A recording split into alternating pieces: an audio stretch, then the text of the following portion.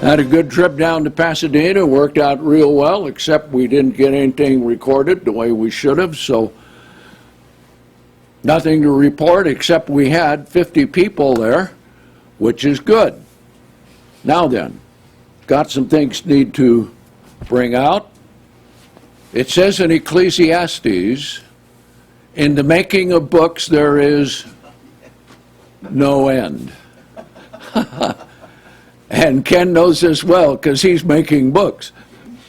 Okay? Here's another transcript book, Word of God versus Traditions of Men. Okay? So you can write for that. Here's another one, Rewards of God. Quite interesting indeed, isn't it, huh? So if you think overcoming is difficult, remember, there are rewards to come.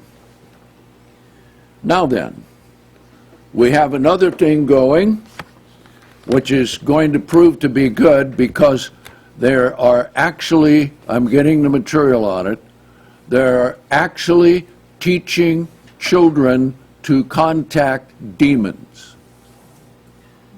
Okay? So I'll bring you more on that. But here is what they're doing in Australia. And it is Bible for Kids. Now we also have this in relationship to Corner for Kids with the First Christian Fellowship in Florida. So we're doing jointly with that, and Pam Bruning runs the that website. Now this is issue 1, volume 1. Okay, or volume 1, issue 1, whichever. Then, I like the next one. Okay, this is very good. Now, in Australia, they have 9 by 12. So when they send it to us, it's reduced to 8.5 by 11. But how's that for a real snazzy picture of a serpent, huh? Okay. So this is number 2, and this one is number 3, Cain and Abel. So we will have these online and they can be downloadable, and what we're going to do is, because we can get the colored covers printed real cheaply, we'll do about 300 colored covers and then have all the rest black and white inside, and then we can do them like this, spine stapled on the end. Okay? So, I want to cover one thing that I covered down in Pasadena, so let's go to Leviticus 23. And the question is, and it's brought up because there are a lot of messianic groups that keep the Feast of First Fruits, is what they call it. But the Feast of First Fruits is actually Pentecost. Okay? So let's read it. Now, maybe you haven't noticed, but the commands for Pentecost contain the greatest number of verses. So it begins here in verse 9, and it ends in verse 22. Okay? So that's inclusive counting, 13 verses long. And beginning with the wave sheaf offering, this covers a span of over 2,000 years. Or right at 2,000. Okay? Now then, let's begin with verse 9 and read it. And the Lord spoke to Moses, saying, Speak to the children of Israel and say to them, When you have come into the land which I give to you, and shall reap the harvest of it, then you shall bring the premier sheaf of the firstfruits of your harvest to the priest. Now then, when they entered into the land, the barley had already been planted and was ready for harvest. Because you find in Joshua the 5th chapter that the manna ceased after they crossed the Jordan River and got to Gilgal, and Jericho was only 3 miles away. Okay? They kept the Passover, and then after the wave sheaf offering, the manna stopped. Okay? So think of that. For 40 years, they had manna. So you'd get up in the morning, and the wife would say, honey, how would you like your manna today? Would you like it raw? Would you like it boiled? Would you like it toasted? Would you like it roasted? 40 years. Can you imagine how great that first bite of unleavened bread must have tasted to the children of Israel? Now then, there's a Church of God which says they didn't have that wave sheaf offering and eating of the grain until the next year, because that was a crop planted by the Gentiles, and their hands were contaminated. They actually believe that. Okay? But what did God say? When you come into the land, let's read it, which I give you, and shall reap the harvest of it. If he gives you the land, whose harvest is it? It's yours. Yeah. See? Now when you plant a seed in the ground, what happens to it? So any uncleanness, wouldn't you say that the dirt was unclean as far as just picking up to eat? See? So to say that the seed was unclean and therefore the harvest was unclean, so we'll wait to the next year. No, that's not how it is. See? Okay? Then you shall bring the premier sheaf of the first fruits of your harvest to the priest. Now, who all is involved in this ceremony? Okay? Where did they get the premier sheaf? And the premier sheaf was barley. Now, the barley harvest started first, and then toward, say, the middle of the barley harvest, the wheat was getting ripe. So it says in another place, your wheat harvest. Okay? So it means both. Okay? Now then, let's read what will happen here. Bring it to the priest. Okay? Now the way they got this sheaf was this. When they had the temple, they had a special place on the Mount of Olives. And there they would plant the premier sheaf to be waved. And this was to be waved on the first day of the week during unleavened bread. Because you have to have complete weeks.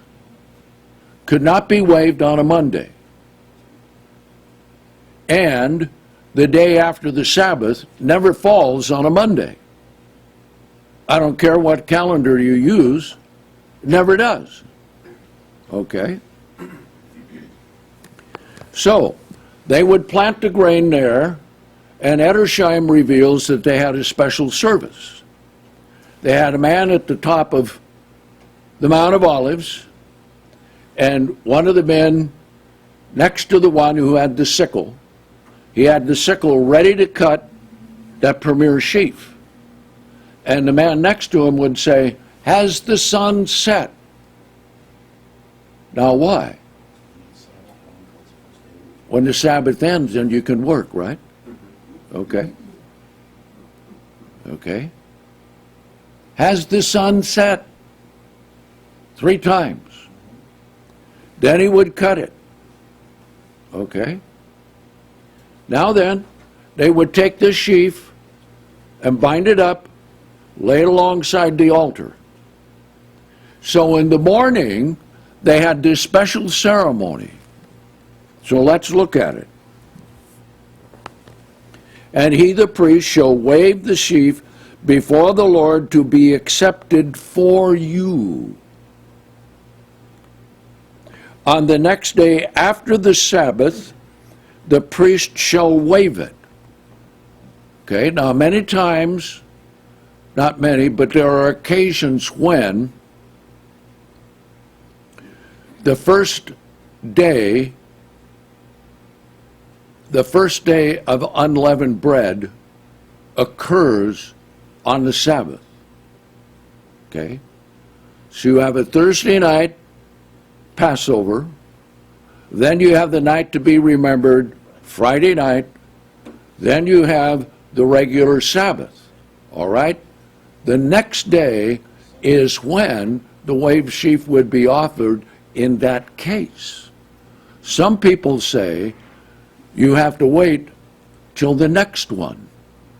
See? Whenever the first day of unleavened bread comes on a Sabbath, the last day of unleavened bread comes when? On a Friday. On a Friday. See, remember when you count, it's different than adding. See? So, they would be a week off.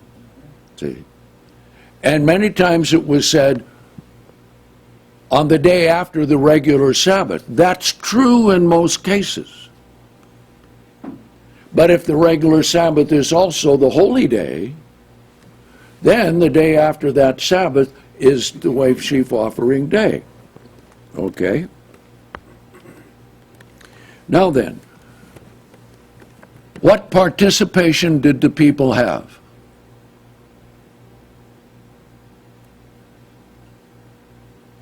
What was their part? Well, they were all out at their fields, ready to start using the sickle to cut the grain. Now, they cut the grain before it got really dry. Have you ever tried to use a sickle on hard, dry stalks? Most of the time, it won't cut. So the way they did it, they cut it while it was still a little green, wrapped them in sheaves, and stood them up to dry in the field. Okay? So the only ones that would participate in this, outside of the priest, would be who? Those ready to harvest the barley. Correct. Was there a special meeting? Was there a special celebration? No. The harvest began. It was work. It was a work day. Okay?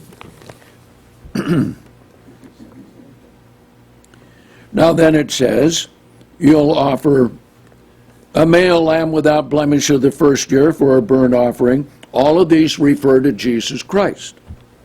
Okay? Grain offering, 2/10 meal, a drink offering, and so forth. Now notice verse 14.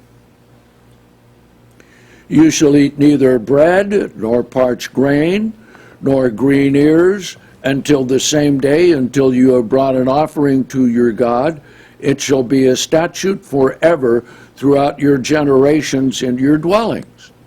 So people read that, and some say, well, we ought to observe it. Question, is there a temple? No. Question, is there a high priest? No. Question, if you live up north, maybe you just planted the barley 3 or 4 weeks before, so you would have nothing to wave. Okay? Now then, what is the fulfillment of this? The fulfillment is Christ. Who is involved?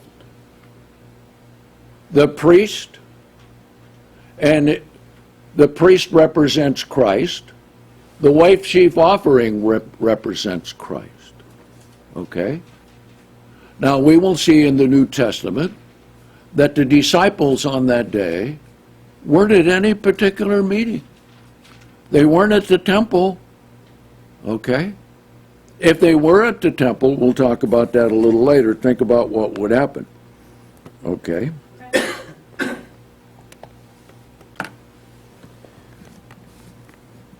Now then it says, verse 15, and you shall count to you, beginning with the next day after the Sabbath, beginning with the day that you brought the sheaf of the wave offering, 7 Sabbaths shall be complete. That means a whole week, each ending in a Sabbath. So it must start on the first day of the week, each week, and end on a Sabbath.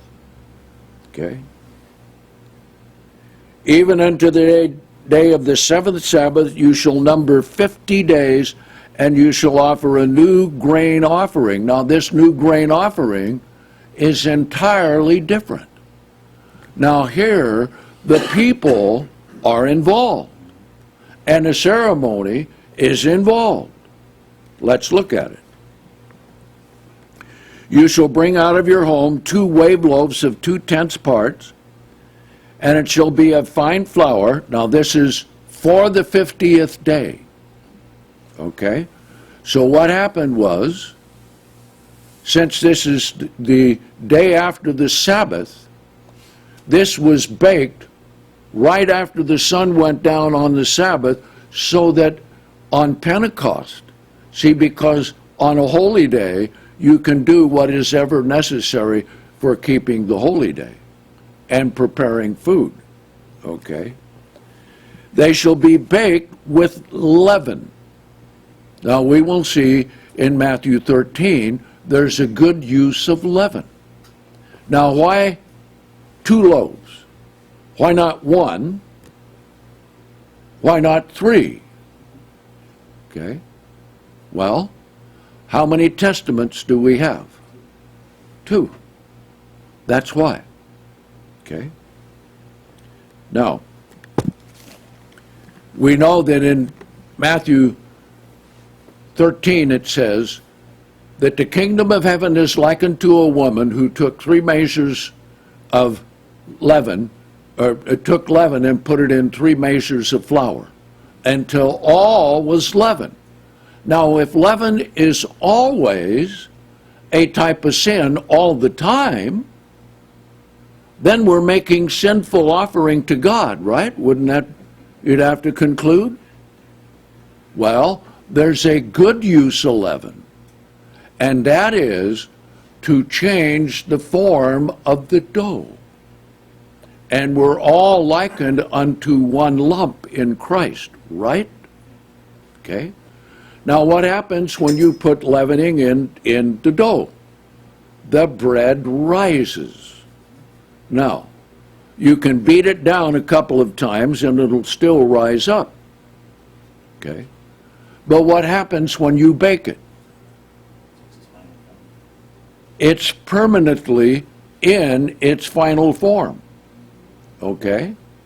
So, what is this? This is a good use of leaven. Now, can you see leaven working? No, you can see the result of leaven working, right? Okay? And it is gas, unseen. So in this case, it's like the Holy Spirit. The working of the Holy Spirit in our minds to change our minds and convert us. Okay? Then when we're baked, that's likened to the resurrection. It's the finished product. Okay? So that's why there are 2 loaves. One for those in the Old Covenant, one for those in the New Covenant. Okay? Now let's read on and see something else. And you shall offer with the bread, no, continuing here, fine flour, verse 17 now, they shall be baked with leaven, they are the first fruits to the Lord. Okay? What is the church called? We are the first fruits. We are the firstborn. Okay. So, next verse. You shall offer with the bread 7 lambs without blemish of the first year. Type of each church. We have 7 churches in Revelation 2 and 3, right? Okay. 1 young bullock, 2 rams, and they shall be for a burnt offering to the Lord, with a grain offering, with a drink offering, even the offering made by fire of sweet savor to the Lord. Then you shall sacrifice 1 male goat for a sin offering, 2 lambs of the first year for a sacrifice, a peace offering. Now, that must refer to the 2 testaments there. And the priest shall wave them with the bread of the first fruits, a wave offering before the Lord, with the 2 lambs. They shall be holy to the Lord for the priest. Now, who's the head of the church? Christ. And he's what? Our high priest. Okay. Now, this is keeping a Pentecost. Notice it says in verse 21, and you shall proclaim on the same day that it may be a holy convocation to you. You shall do no servile work therein. It shall be a statute forever in all your dwellings throughout your generations. Okay? That's a little different than this one here. It'll be a statute forever, verse 14, throughout your generations, in all your dwellings. Just a little bit different here. Okay? Now, why do we keep Pentecost and we don't keep the Wave Sheaf Offering Day? Okay. Let's ask the question. On that day, what did the disciples do? Okay. Let's come back to John 20. So as we're going back there, you can also read that the Passover was on a Wednesday. Thursday was the first day of unleavened bread, and they rested according to the commandment. Okay? Friday was a preparation day. See? Wednesday, the Passover day, was preparation for unleavened bread. Friday was preparation for the weekly Sabbath. Okay? So what did they do on Friday? They went down and brought spices, mixed them all up, then rested again on the Sabbath. But a couple of the women went down just as the Sabbath was ending to look at the tomb, find out what's going on with the tomb. See? And then they went back and rested. All right? In the morning, Mary Magdalene went down. She left while it was still dark. In other words, there was probably just a little light starting to begin on the horizon in the east. And she went down to the tomb. And she didn't find Jesus. So she ran back and told Peter and John. So they both came running down to the tomb, and John writes that he was faster than Peter. He got there first, but Peter went into the tomb first. And then John went into the tomb.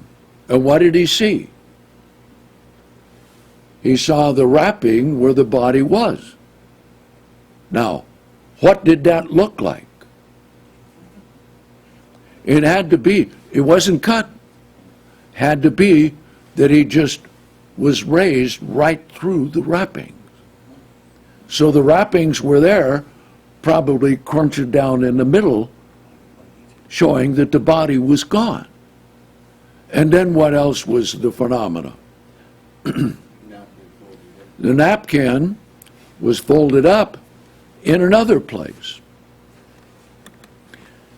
How many of you women have ever had a napkin fold itself? Now, wouldn't that be nice if you had your laundry took it all out and dumped it and said, "Be folded." Hey, that would be all right. Okay. Him would like it too. Yeah. Okay. Now then, Mary Magdalene came back, and she looked in the tomb, and this time she saw two angels. One at the head and one at the foot where Jesus was lying. And then she came out weeping, and Jesus automatically appeared and said, "Woman, why are you weeping?" And she thought he was what? The gardener. Okay. And she said, "Where have you taken the body of Jesus so we can anoint him?" And he said, "Mary." And what did she say? "Rabboni." And she came over to hug him, and Jesus said, "Don't touch me, for I have not yet ascended to my Father." Okay? So his ascension to the Father was the fulfillment of the wave sheaf offering.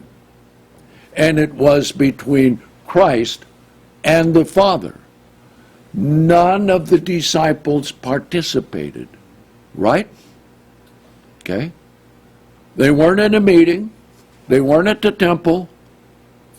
And we'll tell you why they weren't at the temple in just a bit. And they went out to the tomb, and they didn't have a special service. They just returned back home, and Mary was there, and then Jesus ascended. That was at the exact time that the wave sheaf offering was being waved at the temple. And he presented himself to the Father. Now remember, that must have been quite an emotional and fantastic spiritual experience for Christ and the Father, because they hadn't been together person to person since he was conceived in the womb of the Virgin Mary. And here he ascends to heaven, and he's got the nail marks in his hand and in his feet and the thrust in his side. And here he comes, if you look at, let's go to Revelation, the 4th chapter. Let's see what that was like. Okay? So this was quite a thing.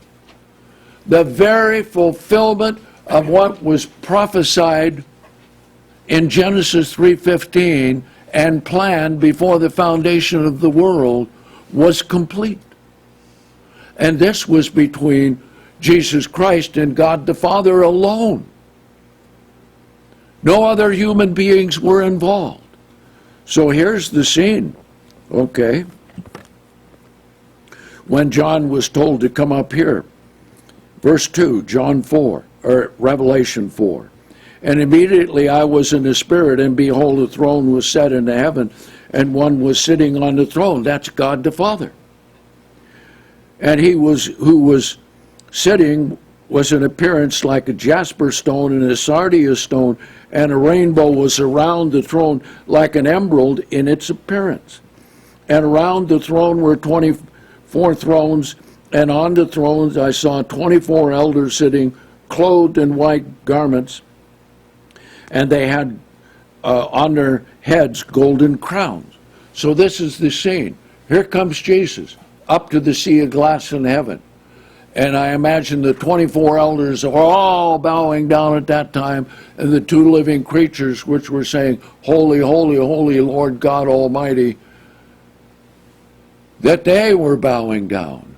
And Jesus walked up to the Father, and I can just imagine the embrace that they had and the tears that they had, that the most difficult part of their whole plan was finished, that he succeeded. Okay? Now then, this is why we don't participate in it. It was complete fulfillment for Jesus Christ and God the Father. Okay? Now then, let's come back to John the 20th chapter again. And let's see what happened after that. John 20, Now, while you're turning there, what happened before John 20? Jesus came back. Now, we don't know how close the throne of God is, and we don't know how portable it is, but it has to be somewhat close to the earth, because in Revelation 11 it says he saw the heavens open and he saw the ark right near the throne. Okay? So when Jesus first came back, who did he meet? The two disciples walking to Emmaus. And they were all forlorn, and they were saying, "Oh, what happened? Jesus died. We were expecting him to be the Messiah." And Jesus walked up to him and said, "What are you talking about?" So they told him the things concerning Jesus. And it's been more than 3 days now since it's happened. And he said he would be raised the third day, and here it was actually the fourth day, okay, since he died. So he walked with them to Emmaus and explaining the scriptures to them and said, "You're hard-hearted, you don't believe the scriptures." Okay? Then they sat down to eat. Jesus blessed the bread, and immediately they knew it was Jesus, and poof, he disappeared. So they came running back to the disciples, and they were all gathered together. Now, why were they gathered together? Okay. Okay. Let's pick it up here. Verse 19, John 20. "And afterwards, as evening was drawing near that day, the first day of the weeks," now that's a correct translation, that is plural, because this is the first day of counting toward Pentecost. Okay. "And the doors were shut where the disciples had assembled for fear of the Jews." Don't you think the Jews were looking for them? Where did you take the body? They were afraid they'd be killed. Okay. "Jesus came and stood in the midst and said to them, 'Peace be to you.' And after saying this, he showed them his hands and his side. Then the disciples rejoiced because they had seen the Lord. Therefore Jesus said to them again, 'Peace be to you, as the Father has sent me, I am also sending you.'" Okay? And he breathed on them and said, "Receive the Holy Spirit." Come back here to Luke 24. Let's see what else. Let's see what else he did. This, even though this was evening, do you think any of them could have slept that night? Luke 24. Okay? No, after seeing him alive, can you imagine the adrenaline and the pounding of the heart and the racing of the minds? And here, in this one session, Jesus told them more about himself from the Old Testament than any other time in all of his teachings. Okay? So, verse 41 now. "But while they were still disbelieving and wondering for joy, he said to them, 'Do you have anything here to eat?' Then they gave him part of a broiled fish and a piece of a honeycomb. And fish and honey are good. I like it. Try it. Sardine with honey. Wonderful. Okay? And it leaves you with a sweeter taste in your mouth and less fishy. Okay. Then he took these and ate them in their presence. Now, I've often wondered, how does the spirit being assimilate food? Now remember, at the wedding feast, we're going to eat and drink. How's that going to be? I'll just leave it at that and we'll go on. Then he said to them, "These are the words that I spoke to you while I was yet with you, that all things that were written concerning me in the law of Moses and in the prophets and in the Psalms must be fulfilled. Every word, not a syllable, will be left out. Okay? Now there's a man who, I'll tell you about him a little later because we're still working on it. He has done a study through the Psalms, all the things about Jesus. So I asked him if he would like to go through the whole Old Testament and do it. So he said he would undertake the project. But what he sent me with the Psalms was incredible. And remember that the apostles preached the gospel from the Old Testament. Okay? Now, why was that important? Why was that important? So that he was the Messiah. Yes, so that he's the Messiah, because the gospel was to be preached, what? To the Jew first. And what did the Jews have? They had the Old Testament. What was it said of the Bereans? That they went to the synagogue and searched the scriptures whether these things were so or not. Right? Now then, little sidebar as you study the book of Acts. What you will find is this. All of the elders that were ordained by Paul in the churches that he raised up were Jews. Why? Because they had knowledge of the Old Testament. See? Very important. See? You couldn't have Gentiles coming in to be elders right away because they didn't have very much knowledge, even if they were proselytes. See? So that's interesting. All right?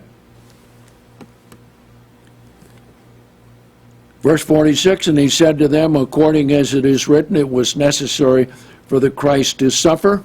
Psalm 22, okay. To rise from the dead, Psalm 17, that I will awake with your likeness. Rise from the dead the third day, and in his name repentance and remission of sins should be preached to all nations, beginning at Jerusalem. And you are witnesses of these things, and behold, I send the promise of the Father upon you, but remain in the city of Jerusalem until you have been clothed with power from on high. Okay? And that happened 10 days after he ascended into heaven and hasn't returned since. Okay? So that's why we keep Pentecost, but we don't keep the first of the first fruits, because that's between Christ and God the Father in their personal relationship. Okay? So, we'll go ahead and take a little break and come back.